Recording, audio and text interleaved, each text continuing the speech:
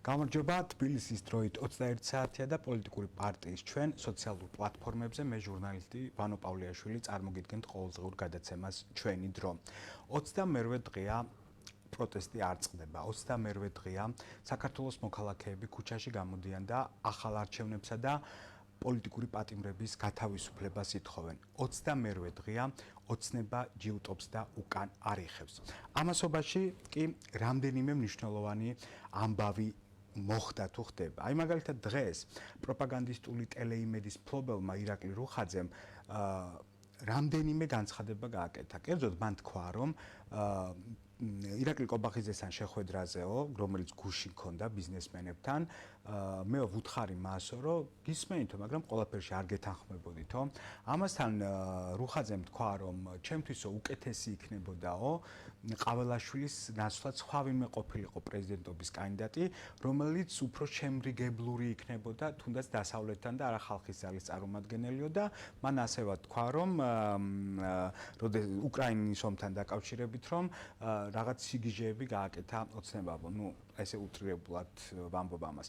ესე იგი რა გამოდის, რომ ოცნება შავ გზაზე დგას. ყოველ შემთხვევაში იმედი, პროპაგანდისტული იმედის მფლობელი ოცნების გაკრიტიკებას იწყებს. იზიარებს თუ არა ამ მოსაზრებას, რომ ოცნება დგას შავ გზაზე, ამ კითხვით დავიწყებ საუბარს გადაცემის დღევანდელ სტუმართან, ადვოკატთან, პარტიის ჩვენ, პოლიცსაბჭოს თავმჯდომარესთან, მიხეილ გამიშვილთან. მიშა, მოგესალმები. პრაქტიკულად კითხვა დავსვი უკვე. დგა თუ არა ოცნება შავ გზაზე, თუნდაც რუხაძის განცხადებებიდან გამომდინარე. შეიძლება გითხრათ, რომ ყველაფერი ფასდება ფაქტებით, რაც დღეს საქართველოშია და რაც განახორციელა არალეგიტიმურმა ხელისუფლებამ, როდესაც ჯერ იყო თქვა ლეგიტიმური და მე არჩევნების შემდეგ არალეგიტიმურად თulis მთელი მსოფლიო, რა თქმა უნდა, შავ გზაზე დგას. იქიდან გათვალისწინებით, რომ აბსოლუტურად ყველანაირი სამართლებრივი, მორალური და პოლიტიკური სივრცე არის ჩამოშლილი თავიდან ბოლომდე. თუ გავითვალისწინებთ, რომ ჩვენი გზა, საქართველოს გზა არ იყო ევროკავშირისკენ, მოგეხსენებათ, როგორ ჩაიშალა ეს სიტუაცია, როგორ გააკეთეს ყველა ეს პირობები, რომ დღეს მაგალითად პირდაპირ სახელმწიფო чиновникები, ესე რომ ვთქვათ, არიან სანქცირებული ევროპისა და ამერიკის მიერ.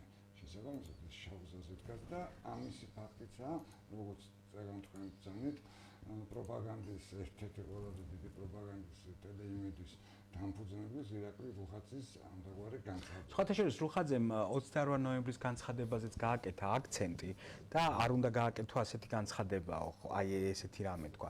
ანუ რა გამოდის, როდესაც მთავარი პროპაგანდისტი, ასე ვთქვათ, იწყებს ხელისუფლების, ეგრეთ წოდებული ხელისუფლების კრიტიკას,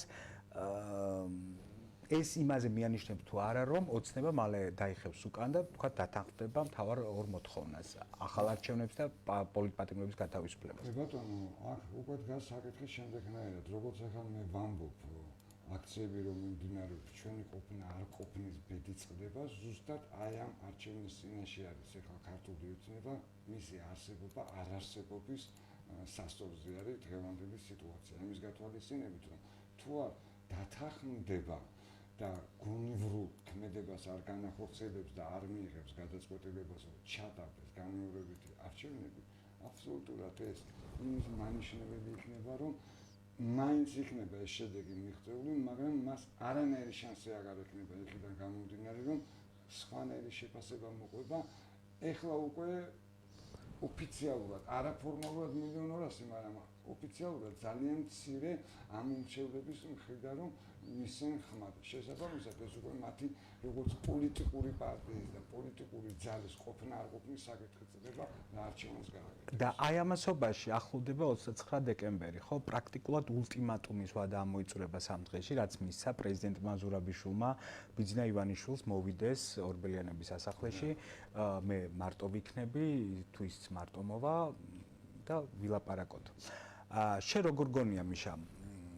გადადგამს ამ ნაბიჯს ოცნება და მივა ზურაბიშვილთან? მოდი ესე ვთქვათ, მე ამას ულტიმატუმს არ დავარქმევ, ამას უფრო არჩევანს დავარქმევ, იმიტომ რომ ქალბატონი სალომე ზურაბიშვილი გამოცდილი პოლიტიკოსია, ჩვენი ქვეყნის არჩეული, ჩვენ ქვეყნის მიერ არჩეული პრეზიდენტი არის და ძალიან კარგად მიაწოდა ეს გადაწყვეტილება.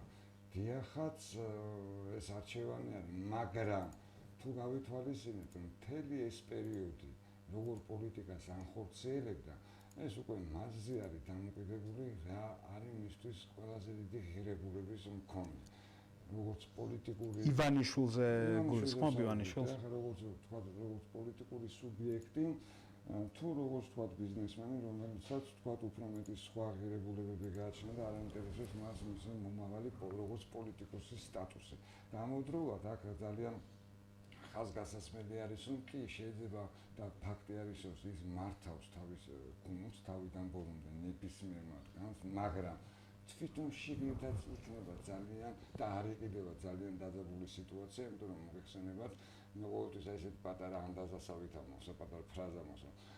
არარაობას რაობად მოგადააქცევ, თორემ რაობას არარაობაში ვეღარ დააბრუნებ, რა და ეს ადამიანები, რომლებიც არაფრისგან შექმნა ბიძინა ივანიშვილმა და მისცა რაღაც გარკვეული ასპარეზი ესე რომ ვთქვათ, იმათაც თავიანთი ეს ამბიცია და პრეტენზია ექნებათ, იმიტომ რომ მათ აქვთ ერთადერთი მიზანი პოლიტიკური ძალაუფლება, რომელსაც უბადოდ მიიჩნევენ, რომ უნდა იყოს. ეს უკვე მასზე არის დამოკიდებული და მე ვფიქრობ, რომ მშვიდადაც არ შეიძლება ვიყოთ და არ შეიძლება ვთქვათ, რომ ხო, აი ან მივა თუ არ მივა, აი თუ არ მივა, ამას რა ქმედება მოყვება.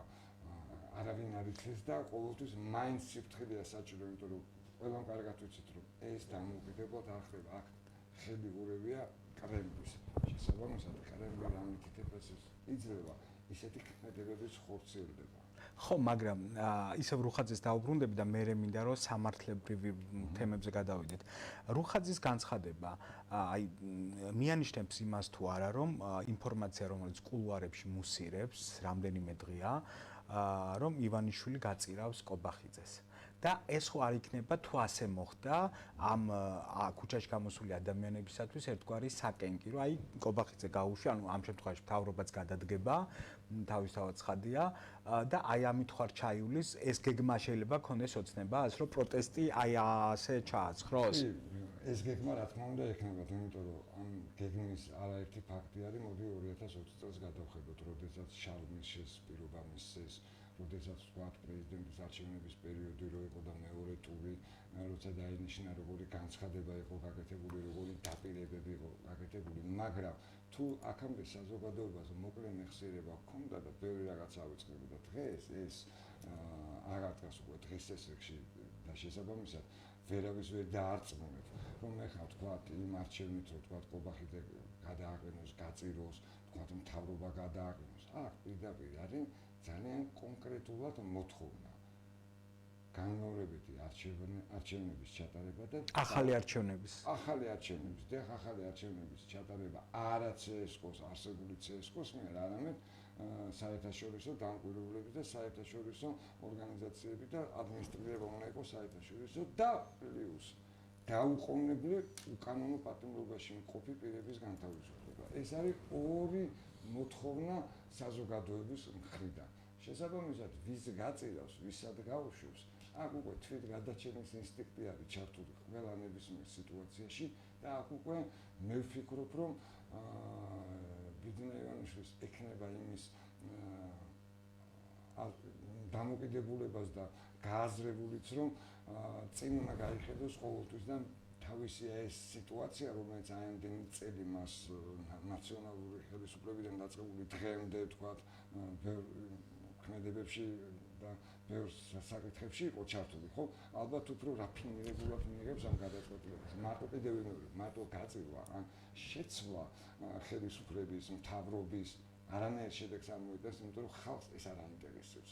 ხალხს უნდა ახალი არჩევნები და პატიმრების უკანონო პატიმრები. სხვათა შორის რეპლიკის სახით გეტყვი, აი ეხლა მე უყურებ კომენტარებს, რომელსაც ლაივზე წერენ, ორი კომენტარი, ანუ ერთი ემიგრანტები შენი მისამართით პატივისცემთო და დიდი პატივისცემი თქვენდამე და სოციალური გზელის მომხმარებელია ვინმე მამუკა ზათიაშვილი, რომელიც მუდმივად აკომენტარებს ხოლმე ლაივებს და დღევანდელი გადაცემის დასათაურებაზე ხო ოცნების შავი გზა ასეთ რამეს წერს, რომ გეშლებათო შავ გზაზეო ნაცმოღალატეები არიან და ვინც მაგათ უჯერებთ ისინიცო და აი მართლა ვერ გავიგე იქნებ შენ ახსნა მარტივად რომ ადამიანი აი მაგალითად შენ ხო არასოდეს არც ნაცების მხარდამჭერი ყოფილხარ, არც იმათ იდეების თქვათ მიმდევარი და პირიქით უპირისპირდებოდა ამის მაგალითია გირგვლიანის საქმე, ხო?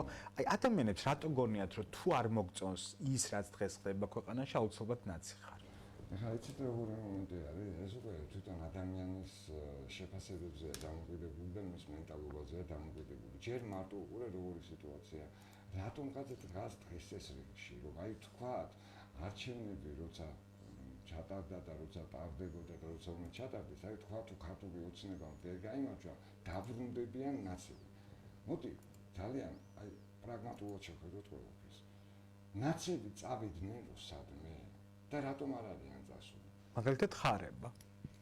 მარტო მაგი არა, მთელი დეპუტატები, მთელი სასამართლო კორპუსი, მთელი პროკურატურა, მთელი საგამოძიებო ორგანოები, მთელი მეხა უმრავლესობაში არიან ესე რომ ვთქვა, კი არის განახლება ვთქვა, ახალი პირებიც არიან, მაგრამ ის ძირითადი ბირთვი დეპუტატების, რომლებიც შემომწირველები იყვნენ, დღეს დეპუტატები არიან ნაცებიდან, რამდენიმე პარლამენტის წევრი იყო, რამდენიმე არჩევნების შემდეგ პარლამენტის მერე დღესაც პარლამენტის წევრი იყო ქართული ოცნების, ხო, იგივე ვინც ახსენეთ ხარება, იგივე ეს ყველაფერი და შესაბამისად ეს დამოკიდებულება არ უნდა არსებობდეს, იმიტომ რომ აღარ არის ეგრობ თითქოს და ნაცების და ქოცების გარდა სხვა პოლიტიკური ძალა არ არსებობს. არსებობს დიახაც აი ჩვენ მაგალითად და ჩვენ კიდე არა ვართ რომელიმე პარტიის ამ შემთხვევაში ბარიერი გადალახული პირობითად ვამბობ პარტიების სატელიტი, იმიტომ რომ კარგად ვიცნობთ და კარგად ვიცით ჩვენ ერთმანეთზე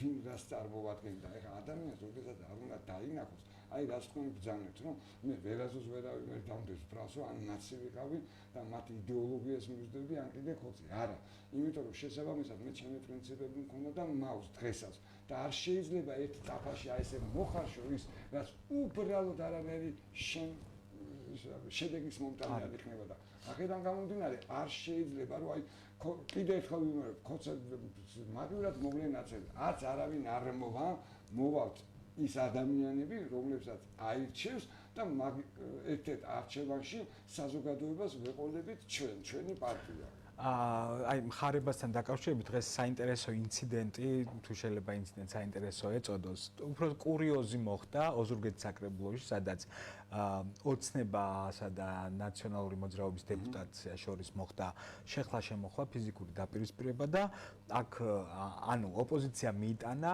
ნოემბრის აქციების დროს დაშავებულთა და დაზარალებულთა ფოტოები. და ოცნების დეპუტატმა ქალბატონმა მიიტანა, შეიძლება გაეცანი ამ ნიუს, ვინც არ იცის იმათვისაც ყვები, მიიტანა ფოტო ცნობილი ორი გვამის ვიდეოდან.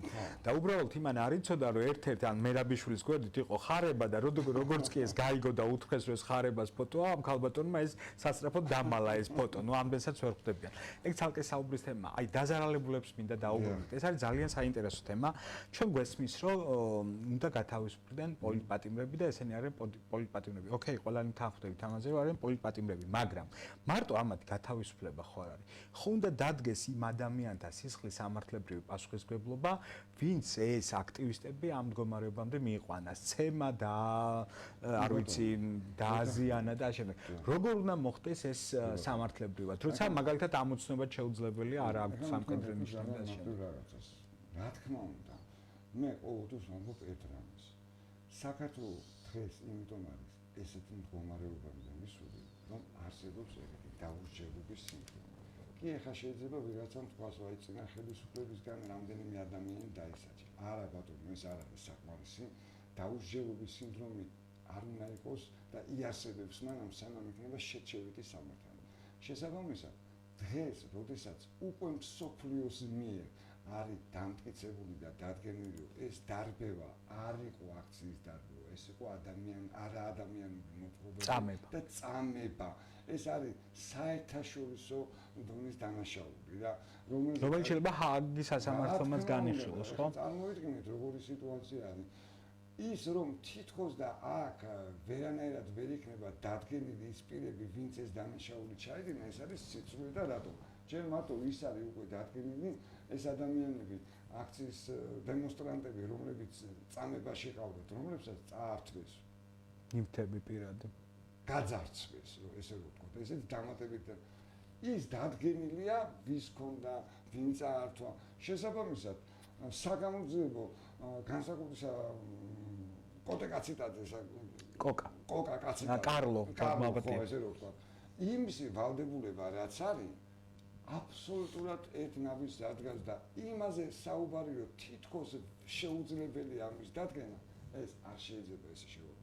დადგენა იქნება და დადგენილი იქნებიან ყველა ის დამნაშავეები და ეს არ არის რაღაც სხვა პლანეტიდან ჩამოსული პირები. ზეპირად იციან რა რაოდენობა იყო, ვინ იყო, ვინ სად მოქმედებდა, ვინ როგორი მოქმედა, ვინ თქვა და ვის წვლიდა, როდესაც სამარშრუტო მაგარ ავტომობილებში წამება მიდიოდა.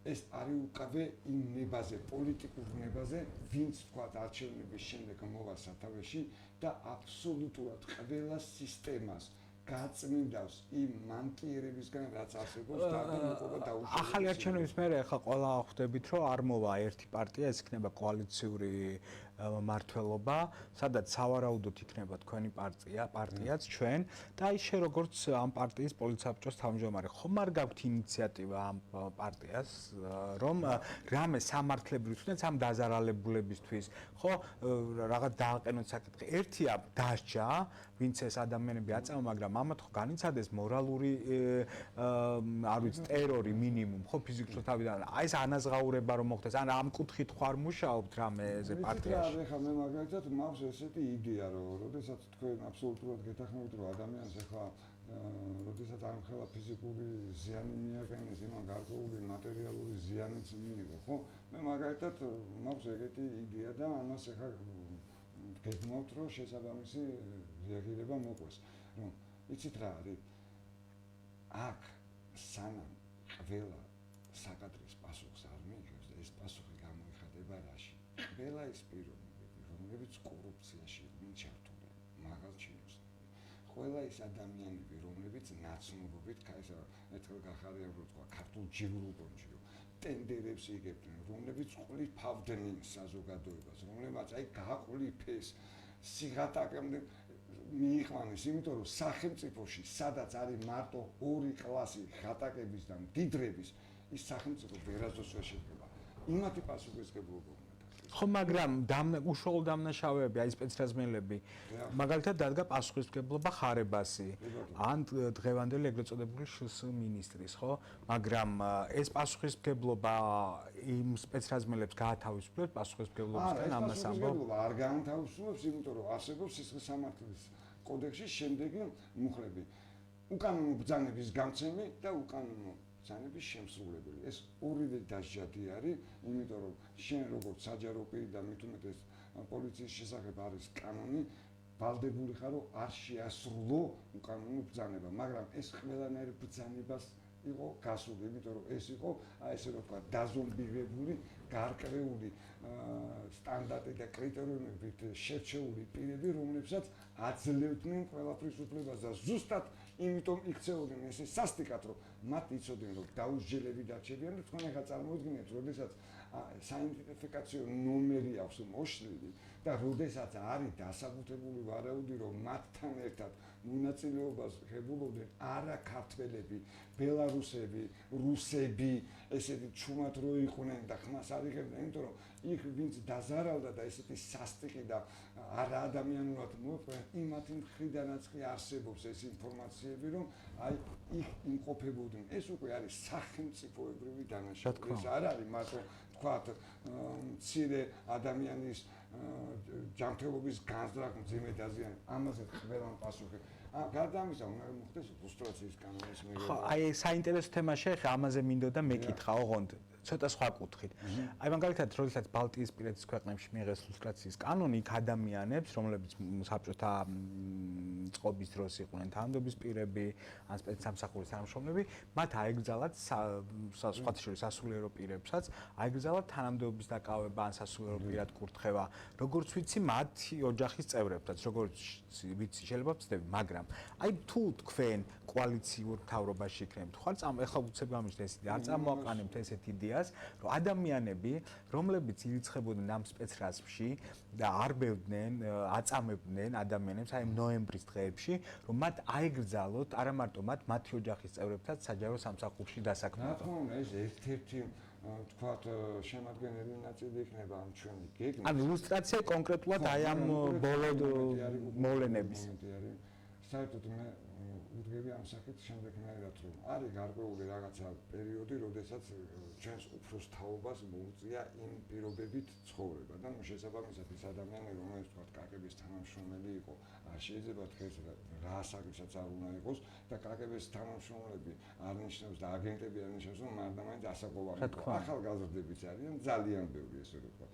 შესაბამისად ფილტრაცია უნდა მოხდეს, მაგრამ ამავდროულად ძალიან აი გულდასმით უნდა იყოს ყველა პიროვნება შეცნობილი შესწავლილი, იმიტომ რომ მე პირდაპირ ვამბობ, რომ დღეს ისეთი ახალგაზრდა თაობა ყავს საქართველოს რა, თუ აქამდე იყო ესეთი დამოკიდებულება, რომ უფროსი რასაც გეტყვის ის უნდა გააკეთო. მაგალითად, მე ეგეთი მიდგომა მაქვს, მე იმას კი არ ვამბობ, რომ მე რასაც ვეტყვის უნდა. მე მივდივარ და იმ ახალგაზრდას ვეკითხები, რომ აი ამ სიტუაციას შენ როგორ შეაფასებ, შენ როგორ მოიქცევი, შენ რა ქმედებას გან, იმიტომ რომ იმ ხელა ინფორმაციას ვღებულობ, რომ მე თვითონ ვსწავლობ იმ ახალგაზრდისაგან. ეს შენ ხარ მიშა? არა, მესმის, მაგრამ უკვე როგორი მომენტია, ზუსტად კადრები უნდა იყოს ისეთი შერჩეული, რომ არავის იმედი არ ქონდეს, რომ ეს ჩემი ბიძაშვილია, ნათესავია ის. არა, ახალგაზრდებზე უნდა გააკეთეს. უკვე როგორი მომენტია, უნდა მოხდეს დაკომპლექტება საღი აზროვნების ახალგაზრდების და უნდა მოხდეს ჩვენ ვისაც გვაქვს გამოცდილება ეს მენეჯმენტი. კი ბატონო და სახელმწიფოს მართვა, მაგრამ აი თუნდაც სპეცსამსახურის ის თანამშრომელთა ოჯახის წევრები. ხოცია რომ მამამისი არ ვიცი შვილი, ქმარი არ ბევს და აწამებს ადამიანებს. აი ამაც უნდა გავრცელდეს ეს იდეა ხო არ გექნებათ მეთქი ინიციატივა. ორი მომენტი არის საერთოდ ეს ყველაფერი ისეც და ასეც უნდა მოექცეს ევროპულ კონვენციის ფარგლებში. ჩვენ რადგანაც ევროკავშირის წევრობაზე გვაქვს პრეტენზია და გვინდა წევრი ვიყო, არ უნდა მოხდეს ისე, რომ სხვისი უფლებები შეილახოს.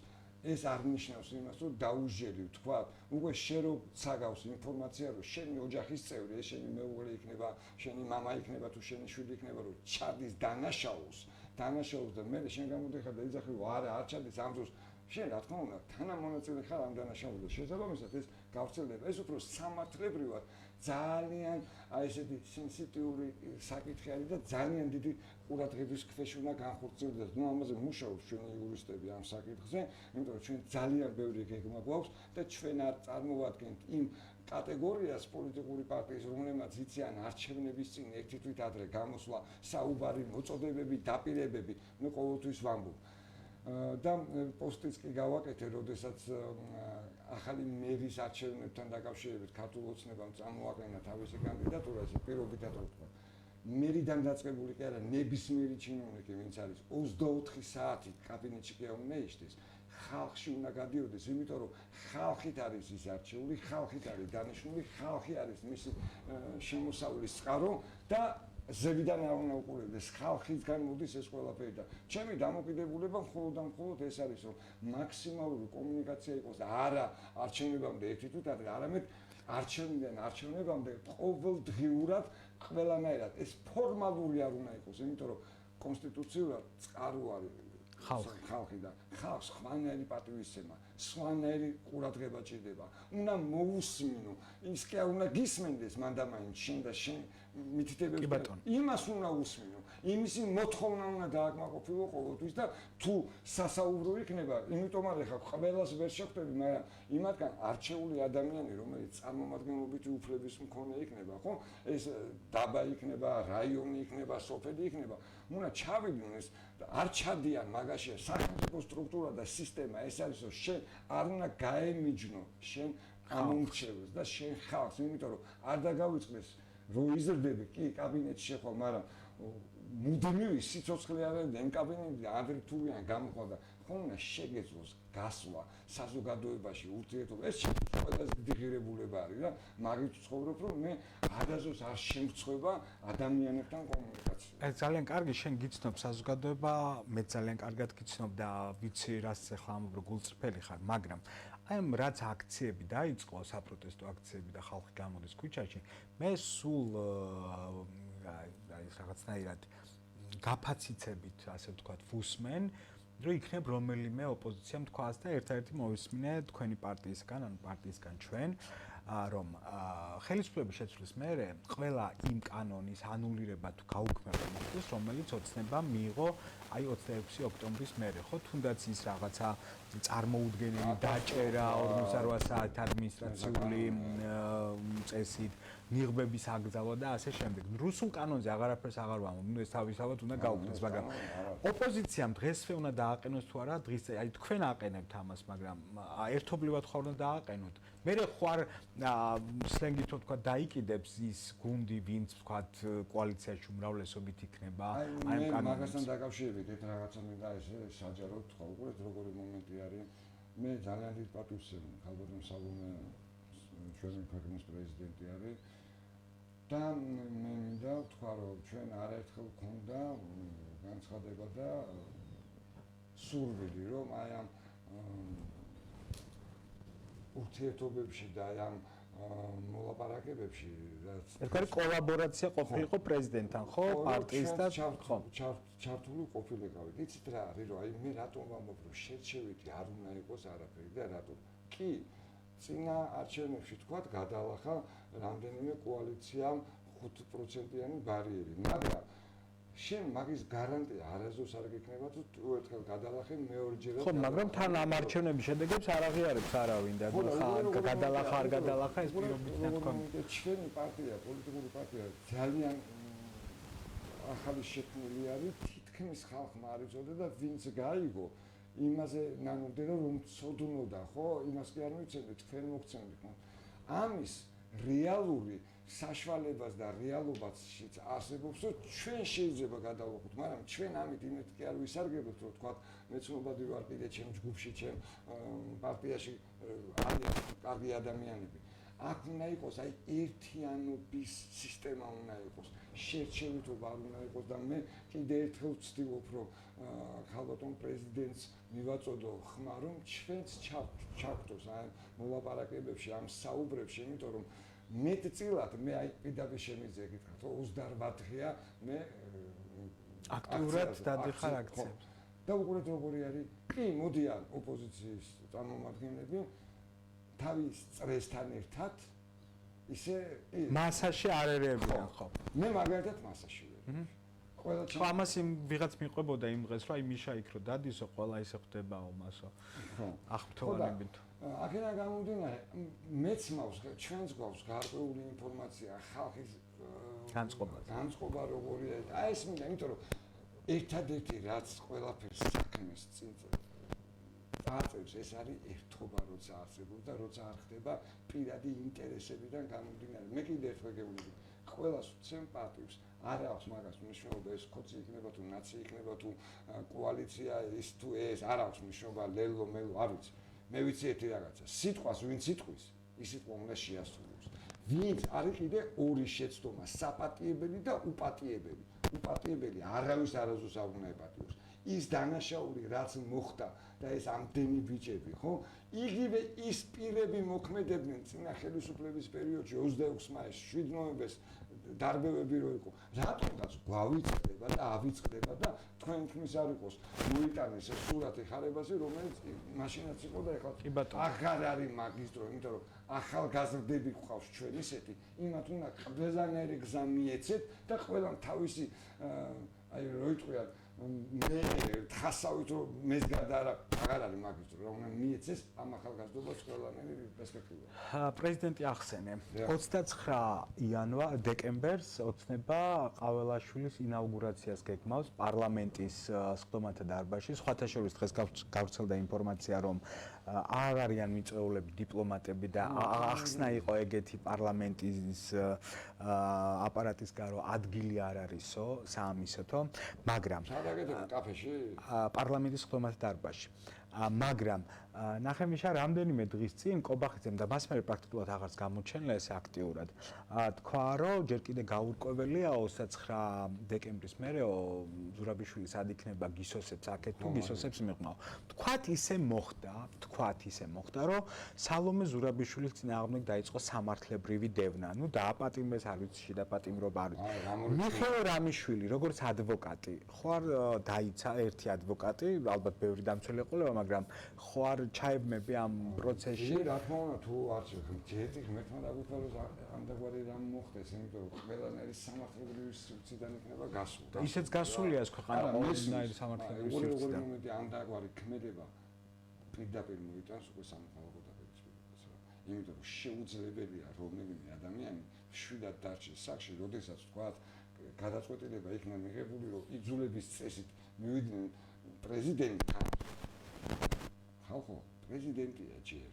და მე ვამბობ 29 შემდეგ და რატომაც არალეგიტიმურად აქვს მთელ მსოფლიოს მიღებული ცნობილი დღევანდელი არჩევნები და დღევანდელი ხელისუფლება და პარლამენტი, ხო და შესაბამისად ის ვის დანიშნავს, არჩეული არა, ყაველაშვილის დანიშნავს თუ რამიშვილის დანიშნავს, ის არის თავისთვის დანიშნული, თორე დასმული ასე. არა, ხო, ნუ არ ჯდება ეხა სამართლებრივი სივრცე. მაგრამ როგორც წარმოგიდგენია, მიშა, აი თქვათ სალომე ზურაბიშვილი, თქვათ, ჩვენ არ ვიცით რას გააკეთებს, არ უსაუბრი ამაზე. თქვათ 29 დეკემბერს, 29 დეკემბერს არ დაგვაუწყდა. კი ბატონო, არ ტოვებს ორბელიანის სასახლეს. აი მე რა ხდება? როგორ წარმოგიდგენია? სამართლებრივად. სამართლებრივად როგორი სიტუაცია კიდე უსო ხას, რადგანაც არალეგიტიმურად არის ცნობილი და მარტო თავიანთი თავისთვის არიან ცნობილები ლეგიტიმურად, ხო? ეს უბრალოდ საერთაშორისო კანონმდებლობიდანაც გასულ. ეხლა მე შემიძლია მაშინ შევყრიბო ერთი 150 ჩემი მეგობარი და ვთქვა, რომ აი ჩვენ მოდი ვიყოთ პარლამენტის წევრები და დავნიშნო მინისტრი, პრეზიდენტი და ვიძახო. აი ესეთი სიტუაცია, საბავშვო ბაღი რო დაემსგავსება, იმიტომ რომ რაღაცა რაც არ ხდება კანონის თანახმად, ყველაფერი უკანონობა არის უშვებელი და შეუძლებელია იგივე ნებისმიერი ბრძანება იქნება თუ კანონიერად მიღებული, კანონიერად ჩაითვალოს რა და ნუ ეხლა თუ ამაზე წავიდნენ და ამხელა ნაბიჯი გადადგეს და მე ვიმედოვნებ რომ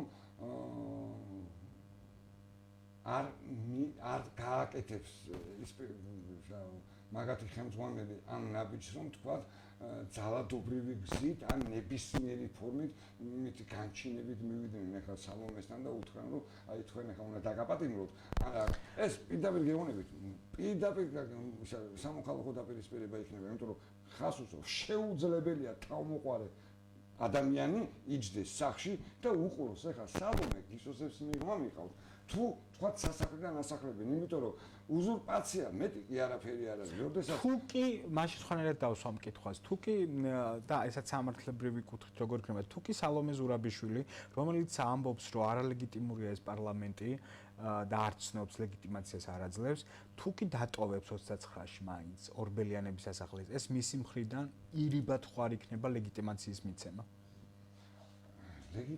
იცი რა არის შინობის დატოვება არ ნიშნავს ირიბს ამ პირდაპირ ცნობას ან არ ცნობას რა ეხლა იმაში იქნები ორბელიანების სასახლეში იქნები თუ სახში იქნები შენი სტატუსი რო იქნება და თქვა შენ გარკვეულ ქმედებებს და შენი სიტყვას გარკვეული ქმედებები მოყვება ეს იმას ნიშნავს რომ მაშინ გამოდის რომ ეს შეუძლებელია უბრალოდ რა რომც გამოვიდეს სასახლიდან პირობითად ვამბობ რა და წავიდეს თავის სახში ხო და ეს შეუძლებელია რომ ლეგიტიმაცია მიშა არ ამგონია მთლად ასე მარტივად იყო საქმე თუ არ მეშლება ალიევმა დღეს ყაველაშვილს მიულოცა ну ალიევის მიულოცვა უნდა მიულოცა მაშინ როდესაც აირჩიეს და იმის შემდეგ გავიდა 2 თუ 3 წელი რა ხო რატომ მიულოცა დღეს მანდა მაინც თავიდან ხო მაგრამ შობს გვიან ვიდრე არასდროს ქართლიან და ესეც ორი მომენტი არის პოლიტიკა გარკვეულწილად არის სპექტაკლი და გააჩნია ვინ როგორ დადგამს და ვინ როგორ მართავს იმისი არ იყოს რომ გამოდიან და რომ ამბობენ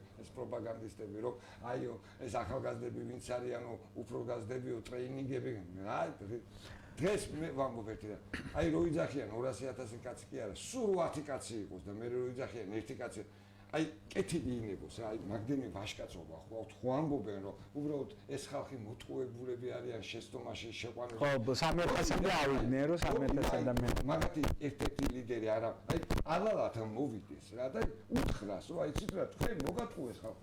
კითხვაზე პასუხი არ უნდა.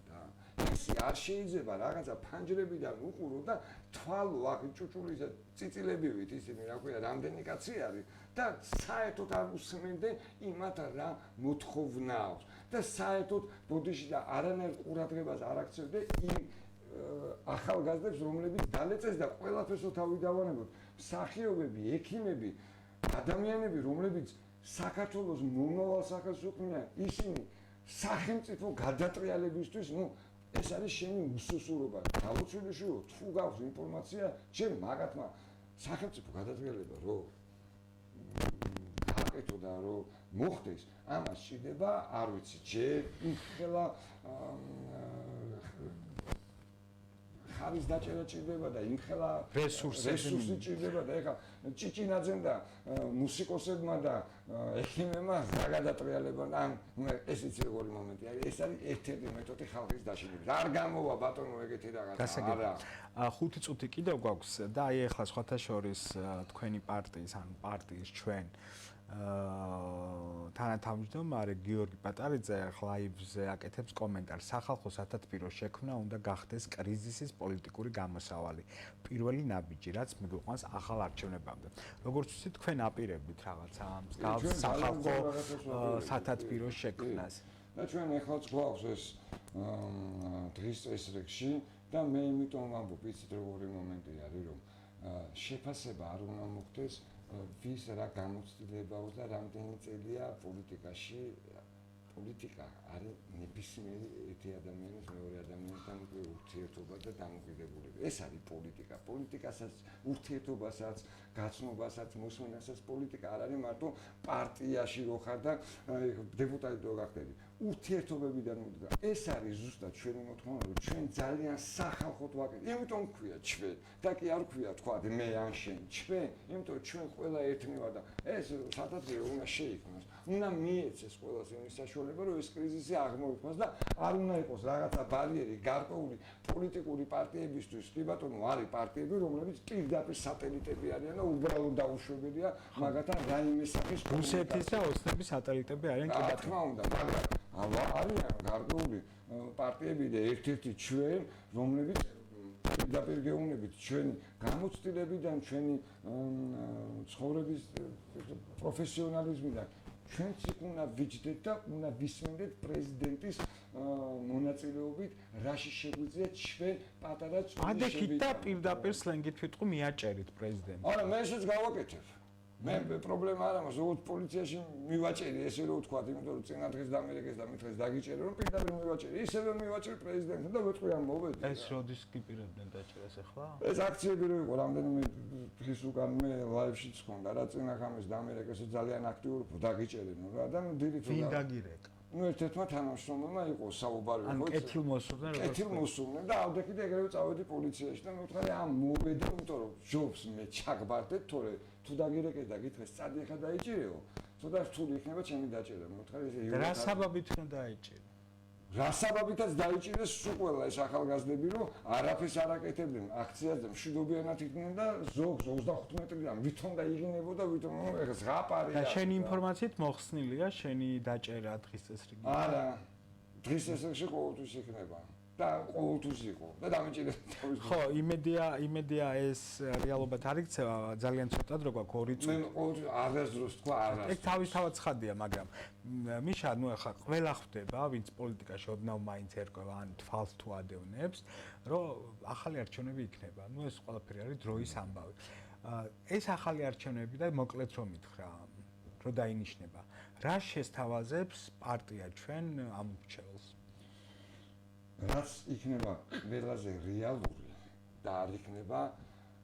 მხოლოდ ფარატინა ფურცელზე და ჰაერზე ნასროლი სიტყვა, იმიტომ რომ მე ყოველთვის ვამბობ, მთელი ჩემი ცხოვრება, ჩემი სიტყვა იყო ჩემი სავიზიტო ბარათი და რა შევთავაზებ, მაგას უკვე საქმეც გვანახებს, რაც მოყვება ჩვენ სიტყვას და უკვე მაგის ძრო როცა იქნება მე ხო, მე მგონი ამის თუ ძალიან მალე დადგება, უნდა დავასრულოთ ეს პირდაპირ გადაცემა, არ გადავღალოთ ადამიანები, თან აქცია ისე მიმდინარეობს, სავაპროტესტებენ და ხო, შენ ხო ყოველდღე დადიხარ, დაგემშვიდობებით, გადაცემა ჩვენი დრო ხვალ პირდაპირ ეთერში 21 საათს დაბრუნდება და დაგასპოილერებთ, ასე ვთქვათ, და გეტყვით, რომ ხვალ სტუმრად მეყოლება ძალიან საინტერესო ახალგაზრდა ადამიანი, რომელიც ბევრ საინტერესო თემაზე ისაუბრებს. მაგასთან დაკავშირებით ყველა ძალიან საინტერესო ადამიანი მონაწილეობს ამ გადაცემაში და ყოველთვის მე პირველში ძალიან დიდი მადლობა რომ ვიყურებენ და გვისმენენ და ბევრი ვინც მოისმენს ძალიან ბევრ სიახლეს და ეს გადაცემა მიუხედავად იმისა, რომ არის პარტიის პლატფორმებზე გადის, ღია ყველასთვის, დისკუსიისთვის, ნებისმიერი მსურველისთვის, განსხვავებული აზრის მოსასმენად, ოღონდ ერთი წითელი ხაზი არსებობს, რაც შენ თქვი, ეს არ უნდა იყოს რუსეთუმე და არ უნდა იყოს ქოცი. თუმცა ქოცთანაც კიდე შეიძლება ლაპარაკი. აი, რუსეთუმესთან არ შეიძლება, იმიტომ რომ მათი დამოუკიდებელი და არავის მარცხი. ხო, რა თქმა უნდა. თავისუფლებაზე რა თქმა უნდა. ღირებულება არ არსებობს. დავასრულოთ და ხოლმე გემშვიდობებით. ნახვამდის. არ გაბრძანებთ.